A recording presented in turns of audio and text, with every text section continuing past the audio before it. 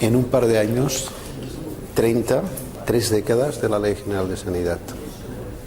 Ernest Lluch, ¿qué ha pasado en 30 años?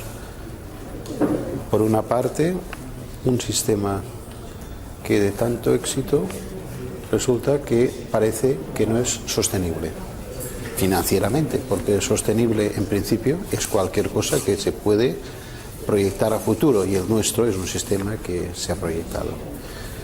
Mi análisis del tema no es una cuestión de sostenibilidad, porque lo está cumpliendo, es una cuestión de solvencia, lo que nos debería hacer repensar el sistema sanitario. Solvencia, ¿qué quiere decir?